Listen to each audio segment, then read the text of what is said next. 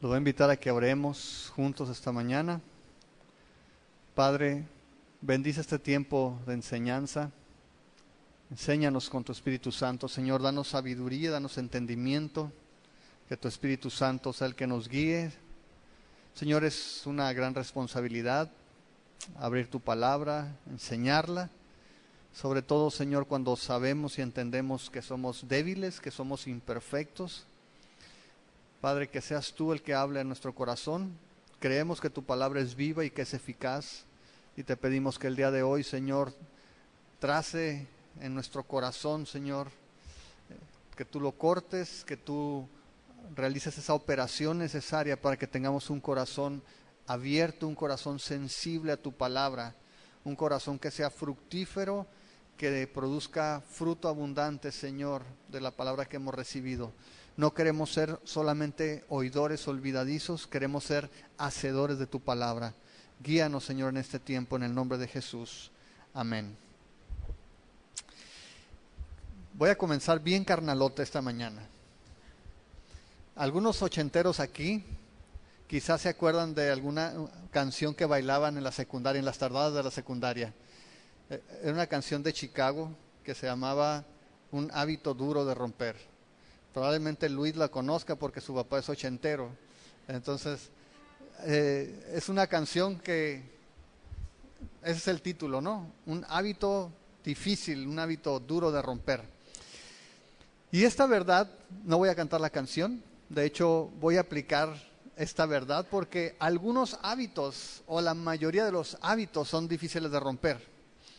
Y en la Escritura hay un hábito en particular que menciona Jeremías.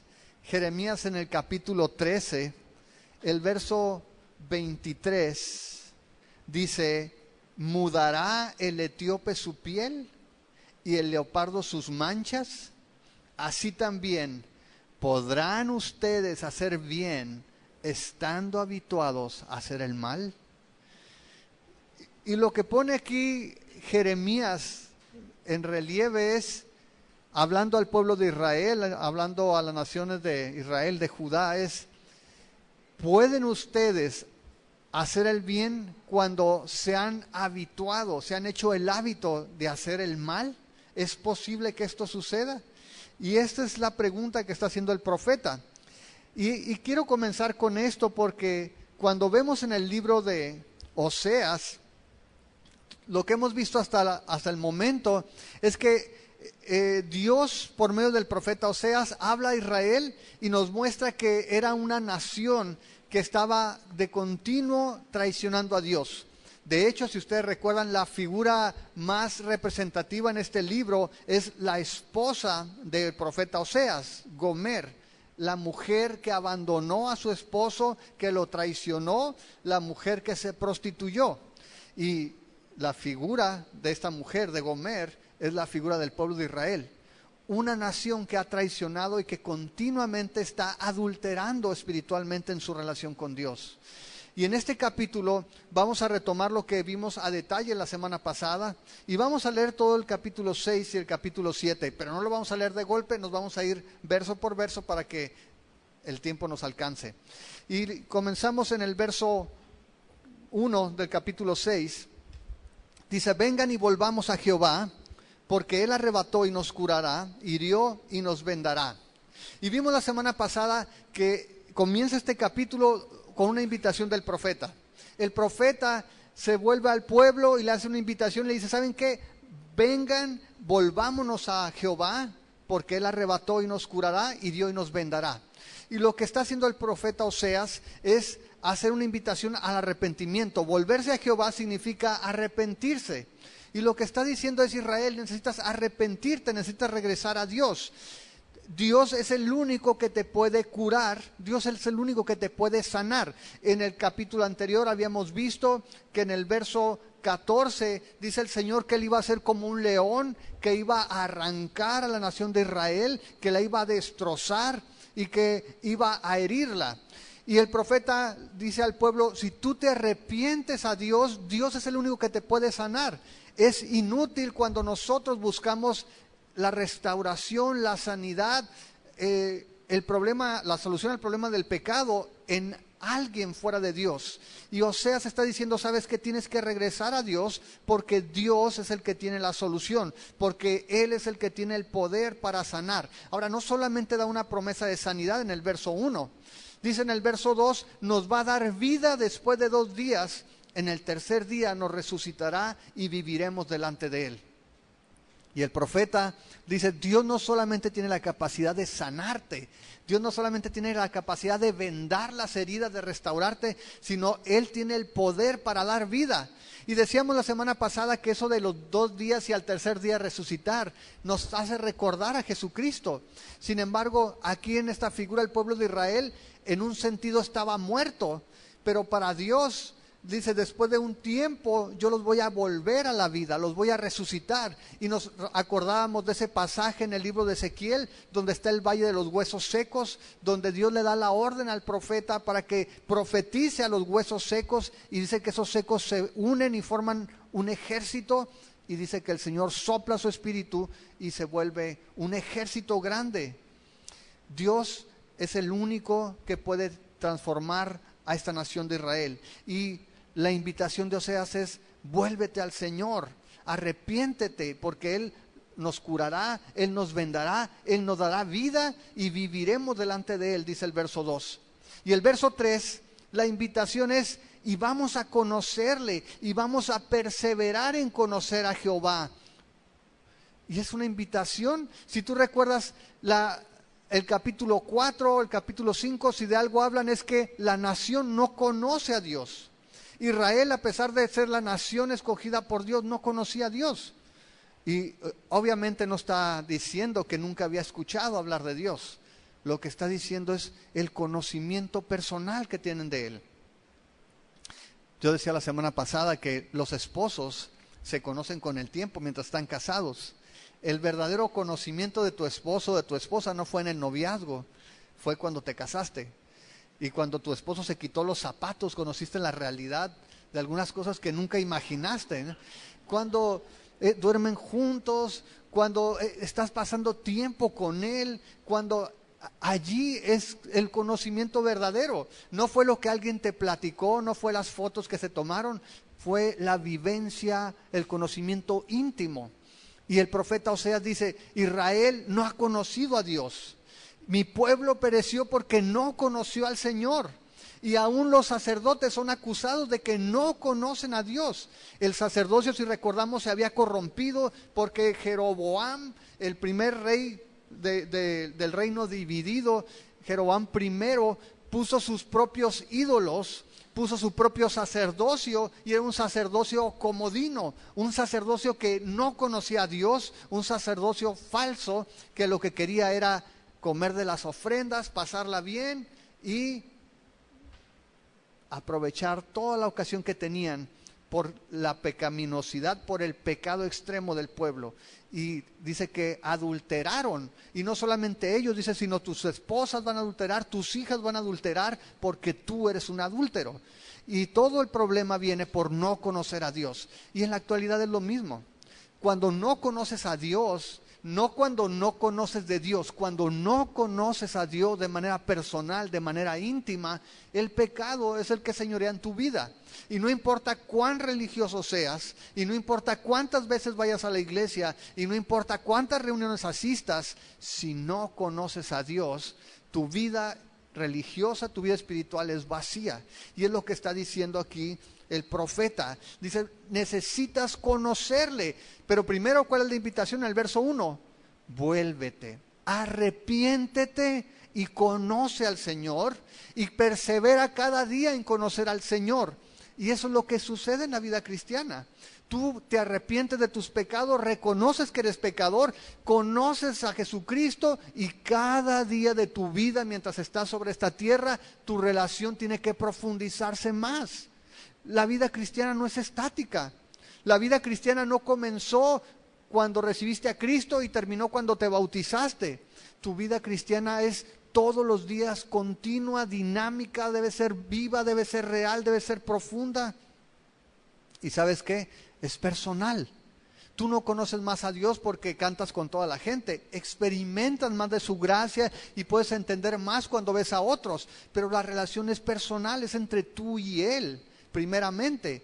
Cuando tú conoces al Señor verdaderamente, entonces puedes integrarte y ser parte de un solo cuerpo.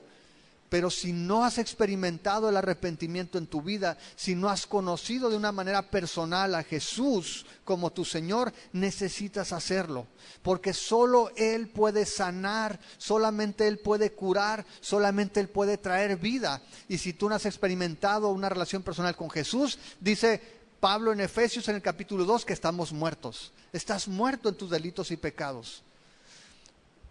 La invitación que hace el profeta Oseas, los dos grandes llamados son arrepiéntete y conoce al Señor. Y el problema de Israel, la causa primaria de sus problemas, era que no conocía al Señor. Ahora, cuando tú conoces al Señor, cuando tú te vuelves a Él, cuando tú estás buscándolo a Él, el resultado viene en el versículo 3. Dice: y proseguiremos en conocer a Jehová, como el alba está dispuesta a su salida, y vendrá a nosotros como la lluvia tardía y temprana a la tierra.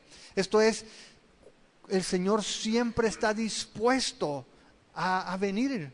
El Señor siempre es seguro. Cuando tú lo buscas, Él seguramente va a salir, así como el sol sale todos los días y no estás preguntando, ¿mañana irá a salir el sol? Tú lo das por hecho. Así dice el Señor: si tú te arrepientes y me buscas, así voy a acudir a ti, así voy a estar tan cierto como que sale el sol. Y sabes que también voy a venir como lluvia tardía, como lluvia temprana. Si tú recuerdas en el capítulo anterior, en el pasaje más bien en el capítulo 2, cuando habla acerca de Israel como mujer adúltera, dice allí que en el versículo 3, que el Señor la va a poner como desierto, como tierra seca, que la va a matar de sed. Y qué contraste que dice, cuando tú te vuelves al Señor y le conoces, entonces va a venir el Señor como lluvia, y como lluvia temprana, como lluvia tardía. Es lo opuesto, significa la bendición. Pero tú no puedes disfrutar de la bendición de Dios, no puedes disfrutar de una relación con Dios si no te has arrepentido y si no le has conocido de manera personal. Ahora, después de eso, en el capítulo 4, en el versículo 4, vemos que el Señor hace un lamento. Y básicamente decíamos que era como el esposo adolorido, el esposo que está desesperado por esa relación tan difícil con su esposa. Y dice en el verso 4, ¿qué haré a ti, Efraín? ¿Qué haré de ti, oh Judá? La piedad tuya es como nube de la mañana y como el rocío de la madrugada que se desvanece. Y en contraste con esa fidelidad de Dios, el Señor dice, ¿qué voy a hacer con ustedes? ¿Qué hago contigo, Efraín? ¿Qué hago contigo, Judá? Porque tu amor es pasajero, es de un ratito, es como una nube que sale en la mañana y al ratito se desvanece. O es como el rocío que en la madrugada está, pero cuando sale el sol ya se evaporó. Y reflexionamos la semana pasada que muchas veces así es nuestro amor. El amor de cuando sales de un congreso o de un retiro, no, voy con todo con el Señor. Y 2 días después, qué flojera ir, ¿verdad? O sea, no creo que pase nada si dejo de congregarme, ¿verdad? O sea, yo sigo con la relación con Dios. Dice, es temporal, es pasajero. ¿Qué voy a hacer contigo? ¿Qué puedo hacer contigo, Judá? ¿Qué puedo hacer contigo, Efraín? Y dice el verso 5, por esta causa los corté por medio de los profetas, con las palabras de mi boca los maté, y tus juicios serán como luz que sale. Y el Señor dice, ¿sabes? A pesar de que tú eres tan inconstante, yo no te he dejado solo. Por eso te envié mis profetas, por eso te envió mi palabra, y por eso la palabra duele, y por eso la palabra es directa, y por eso la palabra no es cómoda. Pero es necesario, estás en oscuridad y mi palabra va a ser un juicio que va a traer luz en tus tinieblas. Y es lo que está diciendo al Señor, por eso te estoy matando con la palabra de mi boca, por medio de los profetas. Por eso tengo a Oseas diciéndote este mensaje tan duro. Y por eso nosotros en la iglesia tenemos que leer toda la palabra de Dios, todo el consejo de Dios. La que es padre, la que nos motiva y la que no nos gusta y nos incomoda. Porque el Señor sabe que su palabra trae luz en nuestra oscuridad.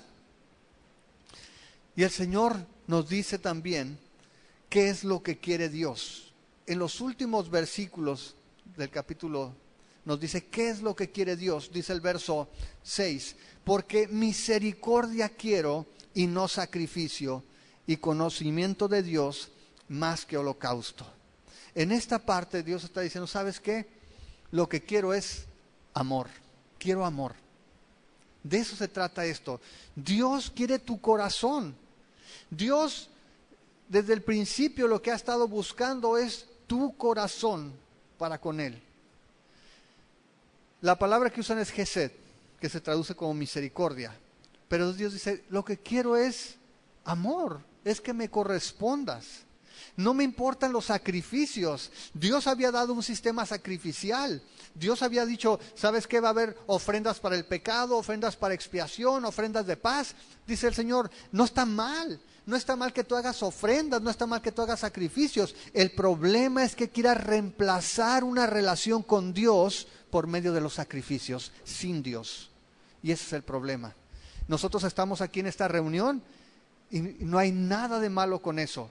Tenemos un problema si no tienes una relación personal con Dios y quieres reemplazarla viniendo a la iglesia.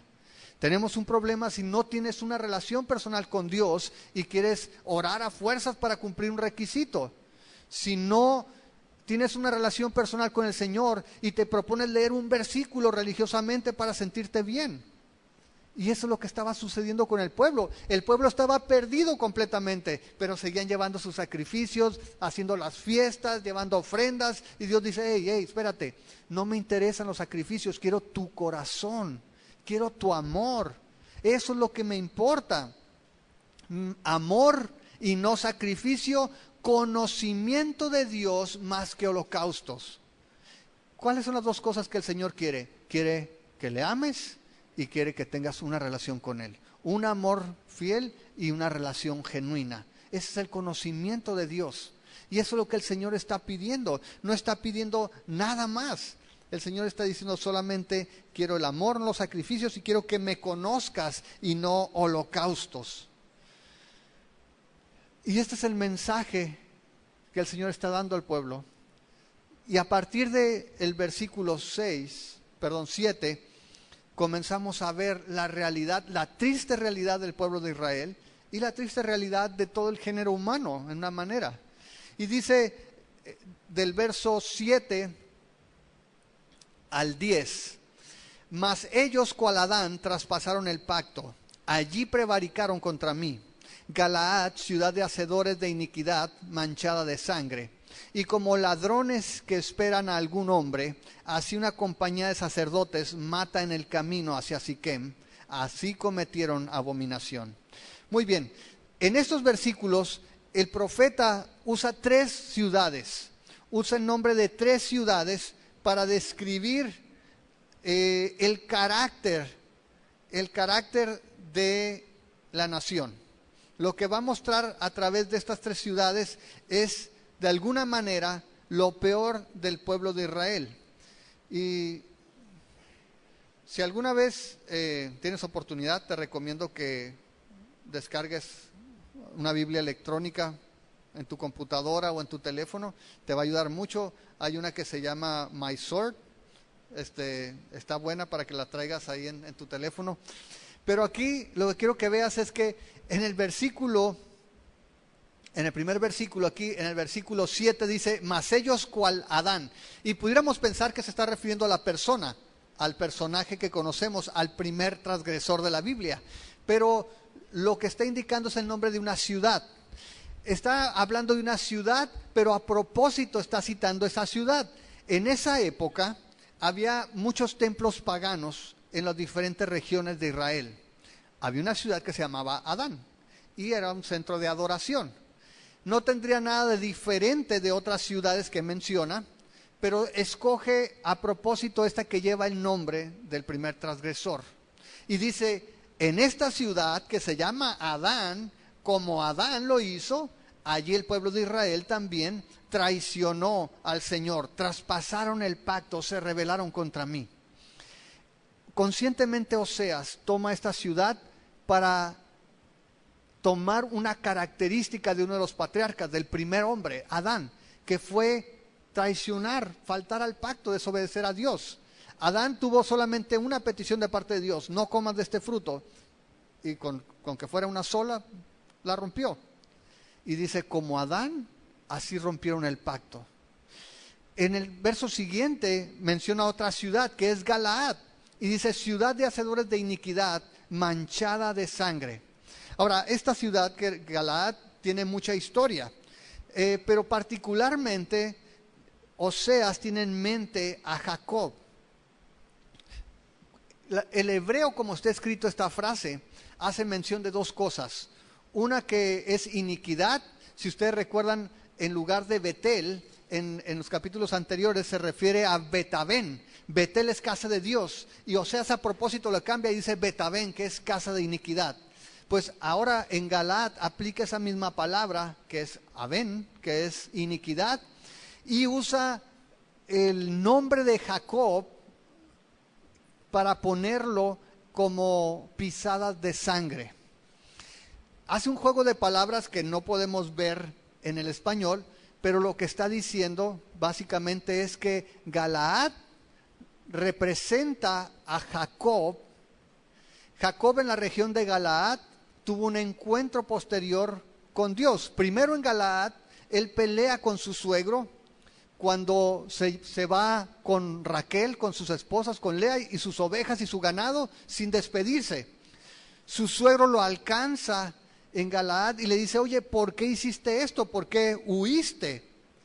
Y el Señor, si tú lo apuntas, lo puedes leer en tu casa en Génesis 31, 25 y 26, ahí te menciona que fue en Galaad. Y el Señor trata con Jacob más adelante, cuando va a encontrarse con su hermano Esaú y tiene un encuentro con él. Jacob entonces deja de llamarse Jacob y se llama Israel. Salud.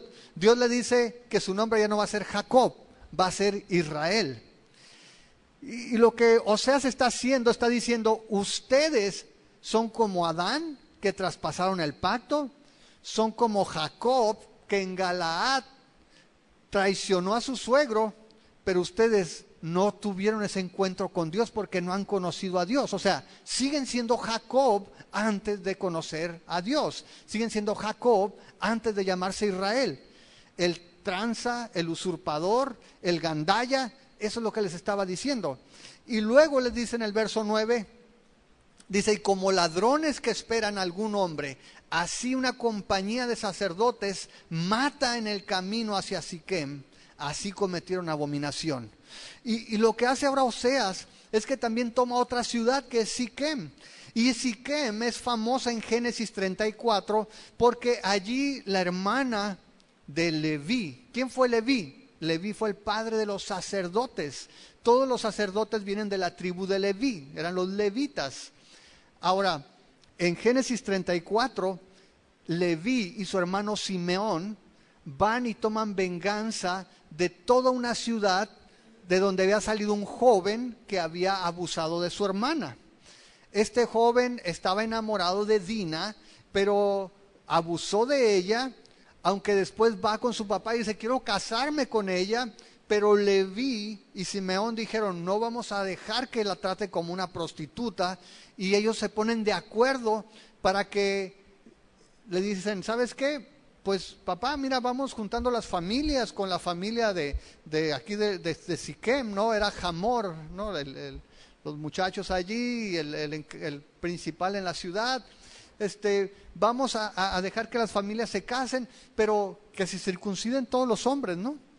Y entonces todos los hombres de esa región se hacen la circuncisión, y dice que al tercer día, cuando estaban todos adoloridos, llegan Leví y Simeón con su runfla y agarran sus espadas y matan a todos los hombres en esa ciudad.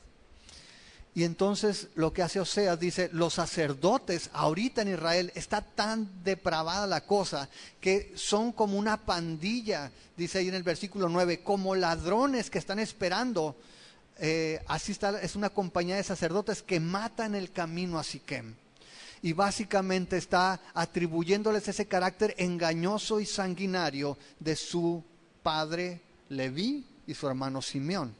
Y lo que el Señor está haciendo a través del profeta básicamente es que con 3 ciudades está atribuyéndole lo peor del carácter de los patriarcas: la traición de Adán, las tranzas de Jacob y el engaño y lo sangriento de Leví. Y está diciendo, así es Israel, así está Israel en este tiempo. Y dice allí en el versículo 11, le hace una notita, un espacio para Judá. Si ustedes recuerdan, Oseas está hablando primariamente o primeramente a Israel, pero abre un paréntesis y le dice, Judá, también para ti hay. Le dice, si no te arrepientes, le dice el verso 11, está preparada una siega también para ti. Tú también vas a cosechar lo que estás sembrando. Tú también, si no te arrepientes, va a haber para ti un castigo. ¿Y cuándo? Dice, ¿cuándo va a ser eso? Ya va a venir un cautiverio, dice, cuando yo haga volver el cautiverio de mi pueblo. Dios está tratando con Israel, una nación que iba a ser arrasada por Asiria, y está advirtiendo a la otra nación, al reino del sur, a Judá, y le dice, si tú no te arrepientes, si tú sigues también como Israel, también para ti va a haber cosecha. Cuidado con lo que estás sembrando. Y una de las cosas importantes aquí es que en Gálatas 6, el versículo 7 y 8 nos dicen que Dios no puede ser burlado, que lo que el hombre siembra, eso también ¿qué? Va a cosechar. Dios no puede ser burlado, lo que el hombre sembrare, eso también segará. ¿Qué es lo que estamos sembrando? Ahora, cuando veo la forma en que usó estas 3 ciudades, yo te pregunto, Hermosillo, ¿por qué es conocido? ¿Por qué es famoso Hermosillo? Piensa. Ahorita decir los baches, ¿no? ¿Te fijas cómo la ciudad puede adquirir, o un lugar puede adquirir la personalidad de su gente? Culiacán, ¿por qué es famosa? ¿Por qué? Porque hay muy buen marisco, ¿no? También. No, ¿por qué es famosa? Por el crimen. La ciudad ha tomado o se le atribuye la personalidad de su gente. Y piensa eso, ahorita cómo está Hermosillo, qué está pasando en Hermosillo, cuáles son aquellas cosas, aquellos hechos que van a hacerla conocida.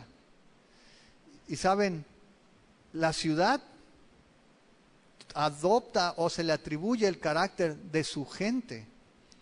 Esta iglesia, ¿por qué es conocida? Y hay algo que en algún momento hemos hablado. La iglesia no puede ser más santa que los miembros.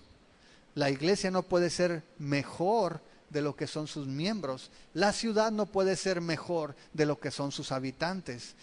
Eliana estamos platicando acerca de esta situación y hablando de nuestro país, que se dice en México es un país corrupto, se dice, ¿no? Hay mucha corrupción en México, sí, pero ¿por qué hay corrupción en México? Y hubo un debate en el salón de Eliana, ¿no? Y dice, es problema de las instituciones. Y luego preguntó Eliana, ¿y por qué las instituciones son corruptas? Porque la gente es corrupta. El problema somos nosotros. No puede ser una ciudad mejor que sus habitantes, no puede ser una iglesia más santa de lo que son sus miembros. ¿Qué tipo de gente, qué tipo de carácter le estamos dando a nuestra ciudad? Y otra vez, por lo que la ciudad es conocida, es por aquello que se convierte en el estándar. Ahorita somos famosos por un corte de cabello en un niño, ¿no? A nivel nacional, no sé si internacional, pero ahorita hay toda una discusión, no sé si todos sepan, pero se está peleando los derechos de un niño de 4 años que no se quiere cortar el pelo para ir a la escuela. Sí, realmente no creo que sea el niño, ¿no? Su mamá está peleando otros derechos que están tras bambalinas, pero esto se ha convertido en un escándalo a nivel nacional y eso es lo que está marcando ahorita nuestra ciudad. ¿Cuáles son las cosas que están pasando en nuestra ciudad que le están dando el carácter para ser conocido por ello? Con estas 3 ciudades, Oseas dice, así es Israel, es de lo peor, es de lo peor. Muy bien, Hace el anuncio entonces para Judá y le dice, abusado Judá, porque también a ti te va a tocar si tú no te arrepientes. Pasamos al capítulo 7 y comienza en el verso 1. Mientras curaba yo a Israel, se descubrió la iniquidad de Efraín y las maldades de Samaria, porque hicieron engaño y entre el ladrón y el salteador despoja por fuera. Y en estos primeros versos nos muestra nuevamente las características del pueblo de Israel, qué es lo que estaba pasando. Pero primero que nada, lo que nos dice allí también nos va a ilustrar cómo es la vida en una nación que está infectada por el pecado. Cómo es vivir en un lugar cuando el pecado toma el control, cuando las autoridades espirituales están corrompidas y cuando las autoridades civiles han dejado de funcionar también por la corrupción, por el pecado. Y dice allí en primer versículo que cuando el Señor cura a Israel, se descubre la iniquidad de Efraín y las maldades de Samaria. Y vuelve a mencionar 3 ciudades. Simplemente está jugando otra vez con, como lo hizo en los pasajes anteriores, con 3 lugares para referirse a Israel. Y lo que está diciendo básicamente es esto: no puedo curarte sin exponer primero tus heridas. No puedo curarte si primero no expongo, no muestro lo que hay en ti. Y si tú recuerdas también en el capítulo 5, fue lo que dijo en el versículos 12 y 13. Yo pues seré como polilla Efraín y como carcoma la casa de Judá, y verá Efraín su enfermedad y Judá su llaga. Necesitan ver primero que están podridos, necesitan ver primero que están lastimados, que están heridos. No puede haber sanidad si no se expone lo que hay en ellos. Y eso es el arrepentimiento. ¿Estás de acuerdo? La salvación llega cuando tú te arrepientes. Los sanos no tienen necesidad de enfermo, dijo el Señor Jesús. Para que tú seas perdonado, para que tú seas sanado, necesitas reconocer que estás enfermo. Y para eso necesitas arrepentir y decir: Señor, estoy podrido, estoy corrupto, soy un pecador, necesito que tú me limpies. Y dice el Señor: no hay sanidad si primero no se expone la corrupción que hay. Y manifiesta cuál es el tipo de síntomas que había en esas ciudades. Dice 3 nombres, dice Israel, Efraín, Samaria. Y luego dice: hicieron engaño, los ladrones entran a las casas, y si sales a la calle te agarran los pandilleros y te roban también. ¿No suena hermosillo eso también? Esa era la vivencia. Lo que está diciendo es: mira, no te has dado cuenta que estás corrupto, date cuenta de esto. Los ladrones entran, los asaltadores te agarran en la calle, todos se engañan unos a otros. Ese es el estándar, esa es la forma en que estaban viviendo en Israel. Y le dice: hey, esta nación está infectada, está podrida, básicamente se han olvidado de la ley de Dios. Y sabes que cuando te olvidas de la ley de Dios, la justicia civil tampoco la vas a ver por ningún lado, no hay justicia. Y eso es lo que estaba sucediendo allí. Estaban haciendo engaño, estaban robando y estaban asaltando, despojando por fuera. Verso 2 dice: y no consideran en su corazón que tengo en memoria todo su mal, toda su maldad. Ahora les rodearán sus obras, delante de mí están. Cuando tú ignoras la ley de Dios, cuando se ignoran las leyes de los hombres, también ignoras tu conciencia. Y dice: hey, no se dan cuenta, no están pensando, no están considerando, no están atendiendo lo que su corazón les dice, que yo tengo memoria de todas estas cosas.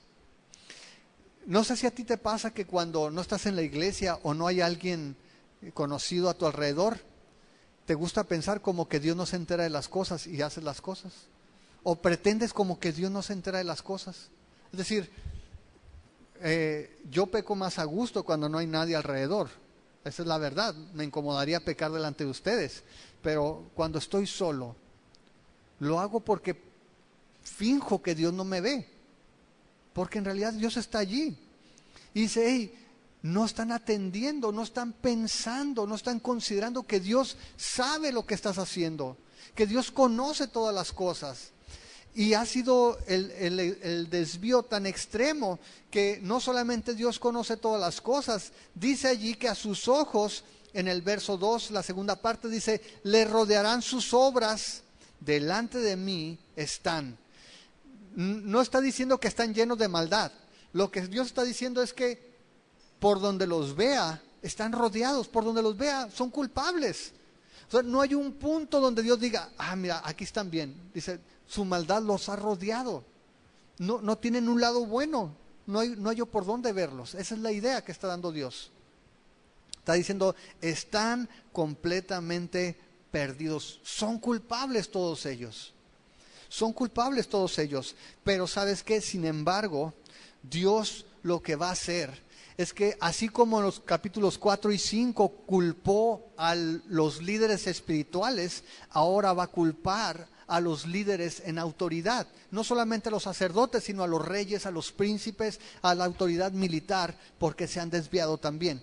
Y lo va a hacer con una serie de ilustraciones. Y la primera que toma es un horno. Toma la figura de un horno para describir el carácter de estas personas. Del verso 3 al verso 7 dice, con su maldad alegran al rey y a los príncipes con sus mentiras. No dice exactamente quiénes son, pero se asume que son todos aquellos que están en autoridad, los que tienen contacto con el rey. Y dice que con sus actos perversos, en lugar de que el rey se enoje, el rey se goza con ellos. Dice, con su maldad lo alegran. Alegran al rey y a los príncipes con sus mentiras. Las autoridades están corrompidas, se gozan también con las maldades de aquellos que están alrededor de ellos. Y luego dice el verso 4, todos ellos son ¿qué? Adúlteros. Son como horno encendido por el hornero, que cesa de avivar el fuego después de que está hecha la masa hasta que sea leudado. Y comienza con estas ilustraciones un poco raras y dice, ¿sabes qué? Para empezar, todos son adúlteros. Y aquí la palabra es literal. Es decir, sí habían adulterado espiritualmente, pero sin duda se está refiriendo a su carácter como hombres. Adulteraban todos. Era un estándar entre los que estaban en autoridad. Y dice que lo hacían con muchas ganas. Dice, son como un horno. Son como un horno encendido. Ahora, en la antigüedad se usaban los hornos para el pan, ¿no? Para las tortas. No eran las tortas de jamón, ¿no? Esas que te imaginas, eran las tortas, el tipo del pan árabe. Y dice que en casa más o menos eran cilíndricos y tenían una apertura por arriba, ponían la leña y eran las paredes, la abertura por enfrente y una abertura por arriba. Dice que ponían la leña y la leña salía por encima para calentar todas las paredes. Entonces, ya que estaban bien calientes las paredes, entonces ya metían el pan y ya se calentaba más con el calor de la pared que con el fuego, ¿no? Ya el fuego ya había bajado, pero el calor quedaba en la pared. Otros dicen que incluso se usaba mucho que tomaban piedras y ponían la leña en las piedras, ponían las piedras alrededor y calentaban las piedras, ponían el aceite y luego echaban la masa sobre el aceite que estaba en la piedra caliente y ahí cocían. Pero aquí no está hablando nada más de un horno convencional. Dice allí que es un horno de panadero. Cuando dice allí el hornero se refiere al panadero. Entonces era un horno grande. Y dice que ese horno, las llamas salían pero fuerte. Dice, esa era la forma en que describe el profeta la pasión con la que estos adúlteros cometían sus pecados. Son como horno encendido por el hornero. Dice que cesa de avivar el fuego después de que está hecha la masa hasta que sea leudado. Y usa dos figuras. En la Biblia normalmente la levadura representa algo. ¿Qué representa la levadura? El pecado.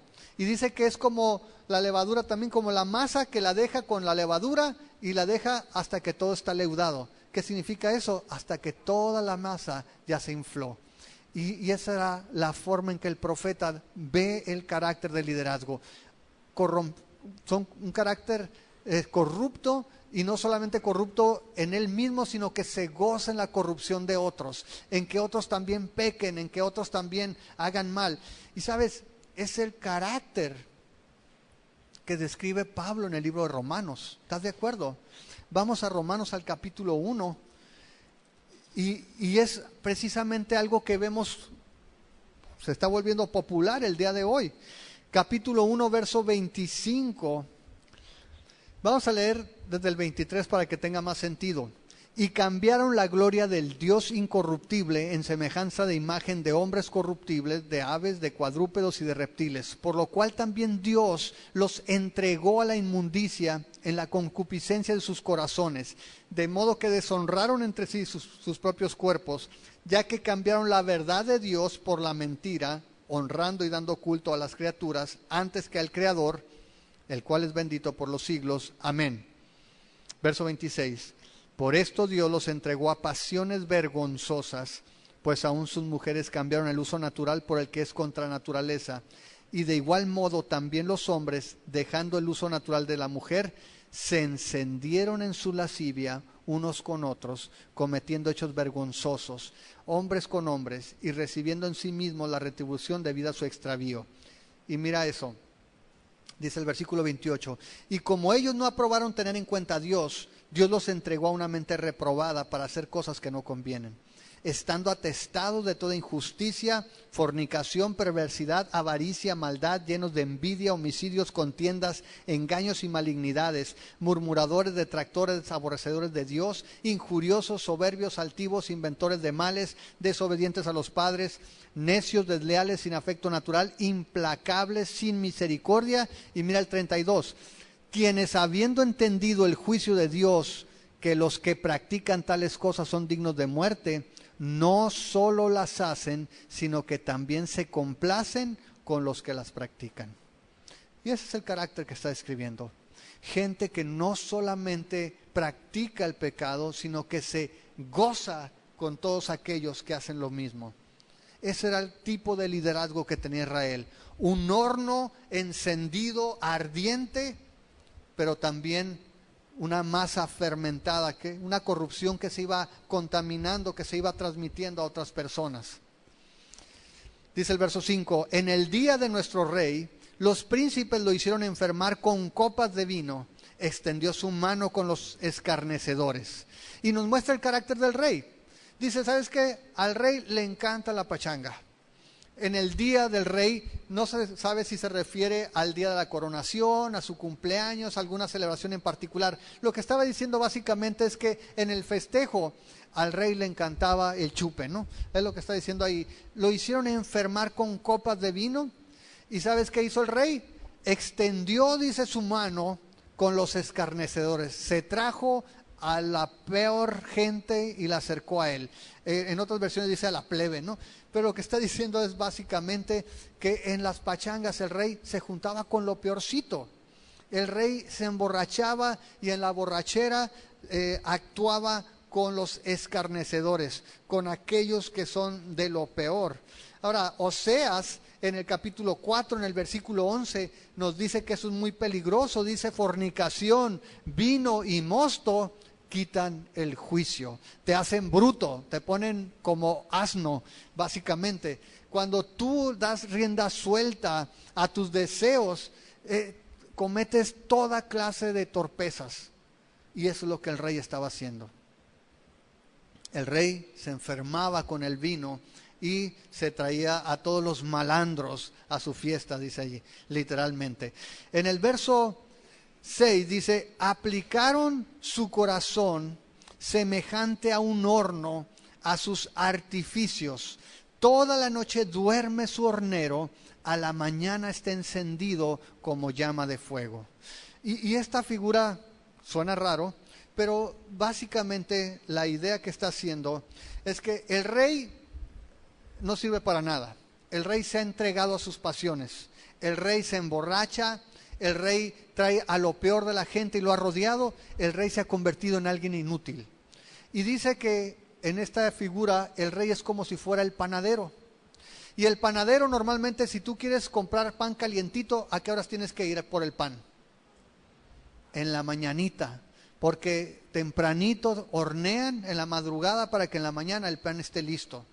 Pero aquí vemos que el panadero, en lugar de estar horneando y de estar cuidando el horno, ¿qué es lo que está haciendo? Está dormido. No sirve para nada. El rey ha perdido su liderazgo, el rey ha descuidado su trabajo, su tarea. Y entonces, ¿qué es lo que sucede? El horno, dice, cuando se despierta el panadero, el horno está a todo. Se va a chamuscar si metes el pan, está ardiendo. ¿Qué es lo contrario de lo que sucede? Decíamos que normalmente atizas el horno y para la mañana la llama ya bajó, pero se calentaron las paredes y hasta las brasas. Pero aquí no, el panadero se queda dormido y cuando despierta el horno está en llamas. Están descuidando su labor. Y eso sucede otra vez, no solamente si eres rey, no solamente si eres sacerdote, si eres padre de familia, si eres hijo de Dios, tenemos un llamado a la vigilancia, a ser sobrios, a vigilar por nuestro estado, por el estado de nuestra familia, a no dormir. Dice que los necios son los que duermen y Pablo nos dice en Efesios que debemos de velar y ser sobrios porque los días son malos. Porque el mundo no te ayuda a tus propósitos espirituales, porque descuidarte no te hace más espiritual de forma automática. Dice que tienes que perseverar, tienes que vigilar, tienes que estar atento a lo que Dios te ha dado. No solamente eso, es una cosa extraña, es una contradicción tremenda. Si te fijas, hay un juego de palabras, porque el verso 5 dice que en el día se emborracha y en la noche se duerme, ¿no? Básicamente. Dice el verso 7... Todos ellos arden como un horno y devoraron a sus reyes. Cayeron todos sus reyes, no hay entre ellos quien a mí clame. Y esa es la historia, un resumen de la historia del pueblo de Israel. ¿Por qué? Porque Israel hubo un periodo donde en 13 años tuvo 5 reyes, donde en 20 años 4 reyes fueron asesinados por los mismos familiares, luchando por ganar el trono. Hubo 9 dinastías de Jeroboam I a Oseas, que fue el último rey. Hubo 9 dinastías y todo esto inició con el pecado de Jeroboam I de meter los ídolos a Israel. A partir de ahí, la nación de Israel, todas estas ilustraciones nos muestran un carácter de pecado, de lucha continua por el poder y por pasiones extremas. Entre las mismas familias de la dinastía asesinaban a los reyes para tomar el trono. Y es lo que dice aquí en el verso 7. Todos ellos arden como un horno. Todos están inflamados de pasión, de avaricia, de codicia, de adulterio. Dice, devoraron a sus jueces, cayeron todos sus reyes y entre ellos no hay quien a mí clame. ¿Y cómo comenzó el capítulo 6? Vuélvanse, arrepiéntanse, busquen al Señor. Pues dice, no hay uno solo que clame. La segunda figura que hay acerca del pueblo de Israel comienza en el versículo 8 al 10. Dice, Efraín se ha mezclado con los demás pueblos. Efraín fue torta no volteada. Devoraron extraños sus fuerzas y él no lo supo. Y aún canas le han cubierto y no lo supo. Y la soberbia de Israel testificará contra él en su cara, y no se volvieron a Jehová su Dios, ni lo buscaron. Primero en el verso 8 habla de Efraín otra vez. Cuando dice Israel o dice Efraín es lo mismo, está hablando del pueblo en general. Y dice que Efraín fue mezclado, se ha mezclado con los demás pueblos. Y si tú piensas en la ilustración de un pastel, dice, hey, para empezar la harina no está pura, ¿no? Está mezclada. Esta harina no es buena. Efraín se ha mezclado con los demás pueblos. ¿Cómo se había mezclado? Pues se había mezclado religiosamente, había importado los baales, tenían culto a dioses o ídolos de otras naciones, se había mezclado políticamente, había hecho alianzas con otras naciones, en lugar de buscar a Dios decía, no, me conviene estar bien con él para que me haga el paro si se dejan venir aquellos, y se había aliado políticamente, y también se había mezclado culturalmente. Los valores que regían ahora Israel no eran los de la ley de Dios, eran los de los pueblos paganos. Estaba mezclado, y hacer una mezcla, pues, de harina no es bueno. Dice aquí que en el versículo 8 fue una torta no volteada. Imagínate el pastel. ¿Has hecho hot cakes alguna vez? Cuando se te quema de un lado y te queda crudito por arriba. A mis hijas, tengo dos de mis hijas que les gusta la masa cruda de hot cakes. se la comen y les encanta, así se los comen. Pero yo agarro de repente un hot cake y lo parto y está crudo. Y dice, Israel es así. Hagan de cuenta que lo pusieron en la piedra y se quemó por un lado, pero quedó crudo del otro. ¿Para qué sirve un pastel así? Para nada. Y en esa región, si se te quemaban, pues eran delgados, ¿no? Como una pita. Si se tocaba, ya no podías hacer un burro con eso, ya lo tirabas y lo echabas al fuego, literalmente. Dice, Israel es así. No sirve para nada porque se ha mezclado. Porque ha tomado la cultura, porque ha tomado la forma de pensar, porque ha tomado los valores de otras naciones. Y por un lado, por abajo está bien doradito. Religioso, holocaustos, sacrificios, pero en su fidelidad a Dios está crudo. Está de un solo lado. No está completo. Y lo que dices, ¿sabes qué? Es inútil. ¿Quién se lo va a comer? No sirve. Y la pregunta es, ¿qué tal un cristiano mezclado? ¿Qué tal un cristiano bien doradito por un lado, ¿no? Que por este lado, mira, está bien confiado en su religión, pero por el otro lado de la práctica está crudo. O que es muy celoso en su doctrina, bien doradito por este lado, pero por acá bien crudo en sus relaciones, que no puede relacionarse, que no ama, que no sirve. O qué tal uno que por acá dice que está bien doradito en su confianza al mundo, pero en su fe en Dios todo crudito. ¿Qué tal un cristiano mezclado? Un cristiano a medio cocer, un cristiano que no ha sido bien horneado. Dios estaba diciendo, ¿sabes qué? Israel, estás crudo por un lado, estás quemado por el otro, no sirves para nada, te voy a desechar. ¿A quién les sirve una torta no volteada? Y no solamente eso, dice el versículo 9, devoraron extraños su fuerza y él no lo supo.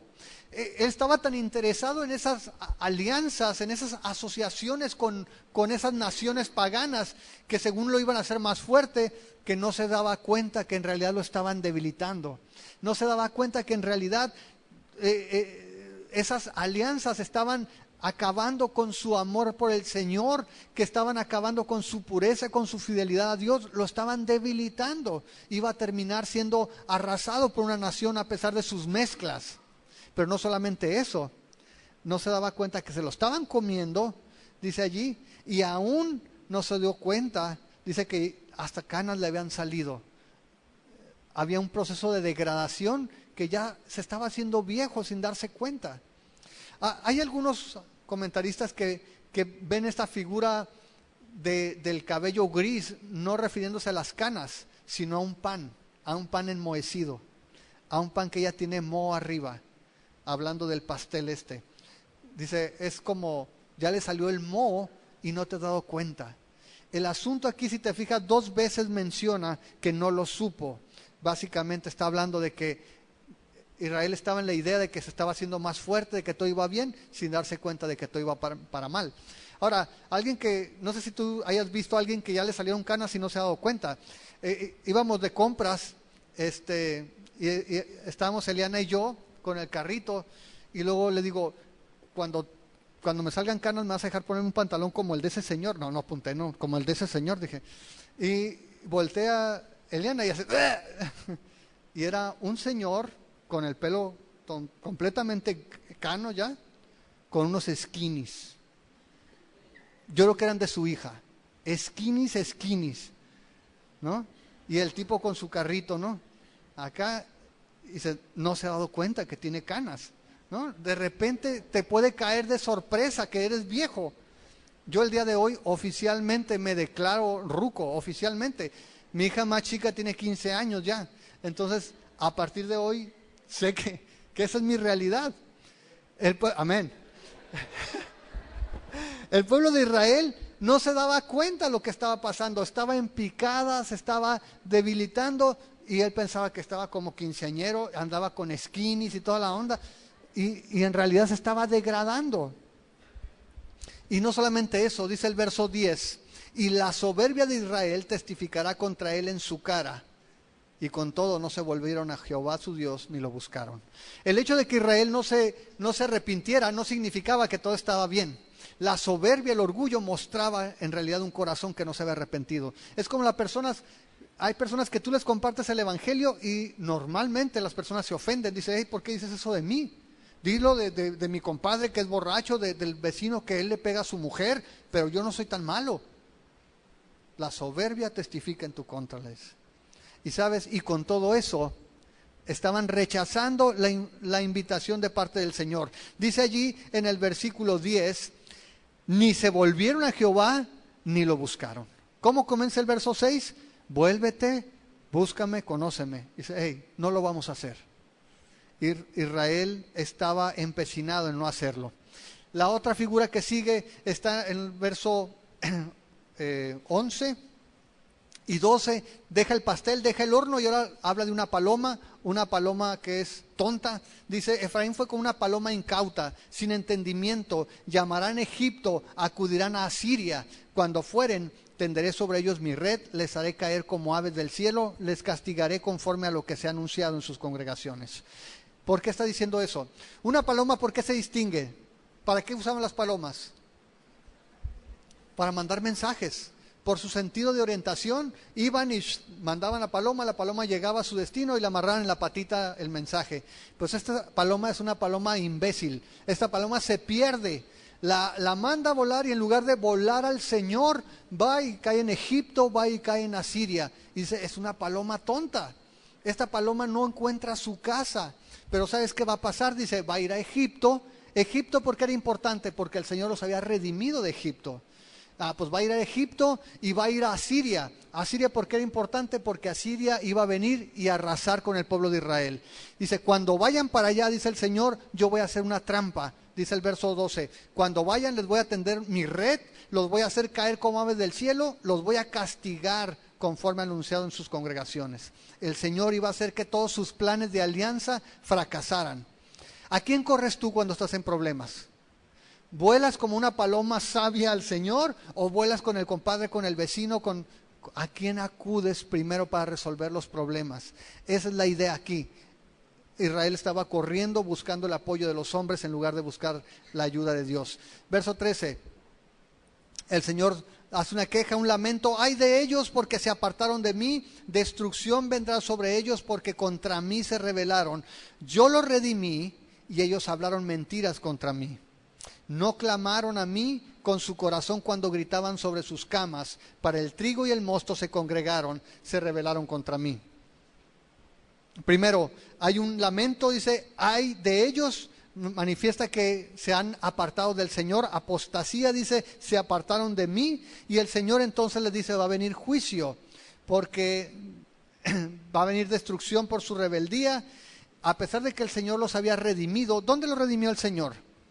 De Egipto. El Señor los liberó de Egipto, pero a pesar de que el Señor los había redimido, dice que ellos hablaron mentiras contra el Señor, y probablemente se refiera a los sacerdotes y al liderazgo. No estaban hablando la palabra de Dios, habían hablado mentiras acerca de Dios, habían llevado el corazón del pueblo aparte, lo habían desviado del Señor.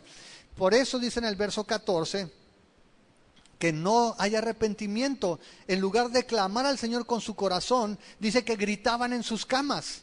Ahora, algunos dicen, eso significa que estaban enojados contra Dios. En lugar de estar clamando a Dios, de estar orando a Dios, estaban renegando contra Dios. Otros piensan que se refiere a los lamentos a Baal. Uno de los rituales paganos para las cosechas tenía que ver con la supuesta muerte y resurrección de Baal. Continuamente Baal moría y resucitaba, y con eso iniciaba la época de siega, de productividad, de fertilidad. Entonces parte de lo que hacían en los rituales era endechar a Baal. ¡Ay, se murió Baal!, ¿no? Y empezaban a endechar. Y dicen, en lugar de buscar a Dios, estabas clamando, estaba llorando por Baal en tu cama. Estaba hablando de idolatría, de prácticas paganas. Y luego dice, pero para el trigo y el mosto se congregaron. Y algunos dicen, para eso sí vienes y se reúnen y oran a mí. Pero otros dicen que también continúa con la misma idea. buscando la bendición de Baal en lugar de buscar la bendición del Señor. Y luego dice también en el versículo 15, y aunque yo los enseñé y fortalecí sus brazos, contra mí pensaron mal, rechazando la gracia de Dios. Y por último el verso 16, volvieron, pero no al Altísimo. Fueron como un arco engañoso. De hecho, en lugar de arco engañoso, otras versiones ponen un arco torcido, un arco que es inútil. Fueron como arco engañoso. Cayeron sus príncipes a espada por la soberbia de su lengua. Esto será escarnio en la tierra de Egipto. ¿Por qué será escarnio en la tierra de Egipto? Porque así como Dios puede sobre el juicio quitarlo y traer bendición, también aquella liberación maravillosa que Dios había hecho en Egipto la iba a regresar para que ahora fueran esclavos del pueblo de Asiria y de Babilonia. Iban a ser burla de las naciones gentiles. Si te fijas, es una figura extrema del pueblo de Israel. Pero lo que quiero que veas es esto para terminar. Básicamente, Jeremías dice, es muy difícil. ¿Cómo le vas a hacer cuando te has habituado a pecar? ¿Cómo vas a hacer bien? ¿Cómo vas a buscar a Dios si tu hábito normal es huir de Dios? ¿Cómo vas a cambiar tu corazón que está acostumbrado a hacer el mal? ¿Cómo puede el pueblo de Israel, que es adúltero, que es idólatra, que es asesino, que roba, que miente, cómo puede el pueblo de Israel volverse un pueblo que honre a Dios? ¿Sabes qué? La respuesta es no puede. Y tú y yo tampoco podemos. No podemos hacer que nuestro corazón sea bueno. No podemos cambiar nuestros hábitos por nuestra voluntad. La respuesta para Israel y la respuesta para nosotros está en Dios. Y Jeremías en el capítulo 24 nos enseña lo que es el quitamanchas, ¿no? El verdadero desmanchador. En Jeremías 24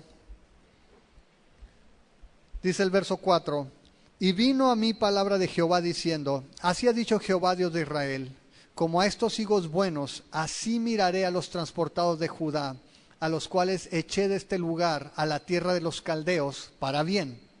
Porque pondré mis ojos sobre ellos para bien, y los volveré a esta tierra, y los edificaré, y no los destruiré, los plantaré, y no los arrancaré, y les daré corazón para que me conozcan, que yo soy Jehová, y me serán por pueblo, y yo les seré a ellos por Dios, porque se volverán a mí de todo su corazón.